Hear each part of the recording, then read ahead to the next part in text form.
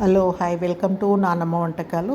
ఇవాళ నేను బీరకాయ మసాలా కర్రీ వండుతున్నాను. చూడండి, దానికి కావలసినవి పల్లీలు, నువ్వులు, కొబ్బరి అట్లా వేయించి తీసుకున్నాను.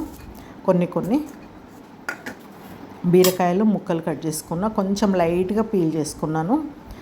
ఒక 2 ఆనియన్లకు సన్నగా కట్ చేసుకున్న, 2 పచ్చిమిర్చి, కొత్తిమీర, కరివేపాకు, వెల్లుల్లి, కొంచెం చింతపండు నీళ్ళల్లో నానబెట్టి పెట్టుకున్నా, కొన్ని ఉల్లిపాయలు ఆయిల్ వేసి వేయించిన. ఇప్పుడు అవి మనం అన్నీ గ్రైండ్ చేసుకుందాం. ఫస్ట్ అయితే పొడి అయ్యేటివన్నీ ఒక్కసారి గ్రైండ్ చేసుకుందాము. అది పొడిలు అయిపోయిన తర్వాత మిగతా వేసి గ్రైండ్ చేసుకోవాలి. ఏమేమి వేస్తున్నానో చూపెడతాను. చూడండి, అది పొడి అయిపోయింది. ఇప్పుడు ఆనియన్స్ వేసేసుకోవాలి. ఆనియన్స్ కొంచెం ఆయిల్ వేసి ఇట్లా కొద్దిగా వేయించేసుకుంటే సరిపోతుందండి. గ్రేవీ చాలా బాగా వస్తుంది. దాంతో కారము మనకు సరిపడినంత వేసుకోవాలి, తినేదాన్ని బట్టి. ఉప్పు, సాల్ట్ అయితే చింతపండు ఉంది కదా, కొంచెం సాల్ట్ పడుతుంది, అందుకని 2.5 స్పూన్స్ వేసాను నేను. కొంచెం పసుపు, ధనియాల పొడి,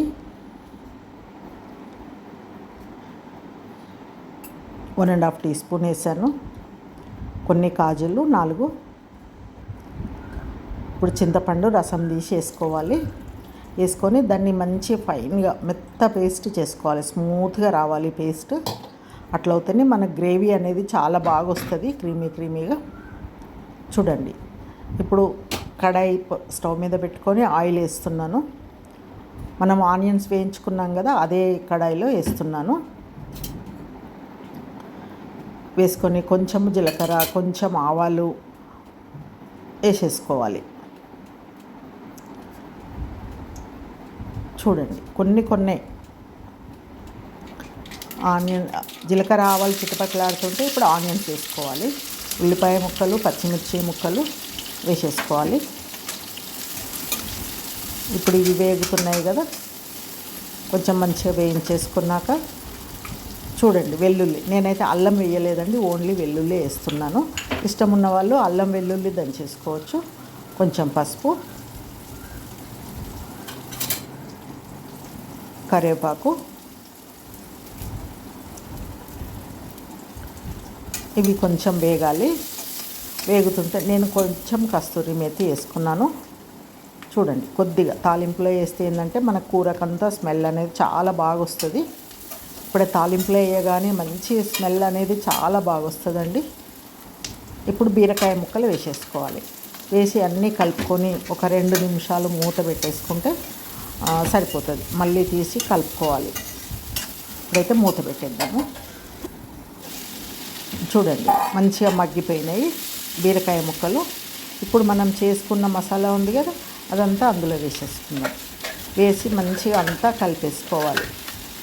కలిపేసుకొని ఒక 2 నిమిషాలు ముక్కలకంతా మసాలా అంతా పట్టేట్టుగా ఉంచేసుకోవాలి. మూత పెట్టి మగ్గుతుంది మంచిగా, మసాలా అంతా ముక్కలకు పట్టిపోతుంది. మూత పెట్టాలి. ఇప్పుడంతా మళ్ళీ కలుపుకోవాలి. ఎందుకంటే ఒక 2 నిమిషాలకే తీసి కలపాలి, అడుగంటిపోతుంది మంచిగా. అన్ని మసాలాలు ఉన్నాయి కదా, కొబ్బరి, పల్లీలు, అవన్నీ, అవి కొంచెం అడుగంటే ఛాన్స్ ఉంటుంది. అడుగంటకుండా చేసుకోవాలి. ఇప్పుడైతే అదే జార్లో కొన్ని వాటర్ వేసుకొని ఆ వాటర్ అందులో కూరలో వేసేసాను. మనకు ఉడికి ఆ విధంగా రావాలి. మన కూర అంతా అయిపోయాక ఇంత లూజ్గా ఉండాలి కూర. అవసరం ఉంటే మళ్ళీ కొన్ని వాటర్ వేసుకోవచ్చు. చూడండి, కూర అయితే ఉడుకుతూ ఉంది. ఇప్పుడు కొద్దిగా ఒక బెల్లం ముక్క, చింతపండు వేసాం కదా, దానికి విరుగుడు, కొంచెం ఒక చిటికెడంతా మసాలా పొడి, జీలకర్ర, మెంతులు వేయించిన పొడి, ఇది ఒక 1/4 టీ స్పూను. మసాలా అయితే చాలా కొంచెం చిటికెడే వేసానండి. మనకు వేసినమా లేదా అని చెప్తే కానీ తెలియదు, అంతే. ఇప్పుడు మూత పెట్టి సిమ్లో దాన్ని ఉడికించుకుందాం.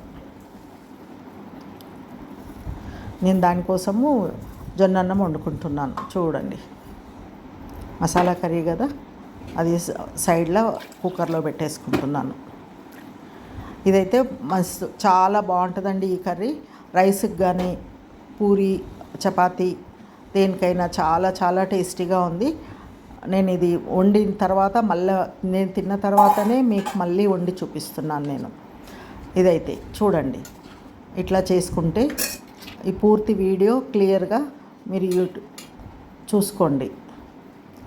షార్ట్ పెట్టాను, దాంట్లో కొంత క్లియర్గా ఉండదు కదా, అందుకని. ఇప్పుడు ఉప్పు అది సరి చేసుకున్నాను కదా, అన్నీ సరిగ్గా సరిపోయినాయి. నేనైతే టేస్ట్ చేశాను, చాలా బాగుంది. ఇప్పుడైతే ఒక గిన్నెలోకి తీసేసుకుందాము. గిన్నెలోకి తీసుకొని మనం ఇష్టం ఉన్న దాంతో సర్వ్ చేసుకోవచ్చు. మీరు ఏది కావాలంటే అది సర్వ్ చేసుకొని తినేసేయచ్చు. ఎవరైనా వచ్చినప్పుడు బగారా రైస్ కూడా బాగుంటుందండి. మనకు బంధువులు ఇంటికి వచ్చినప్పుడు ఇట్లా చేసామనుకోండి, చాలా బాగుంటుంది వెరైటీగా కర్రీ. చూడండి, లైక్ చేయండి, షేర్ చేయండి, సబ్స్క్రైబ్ చేయండి.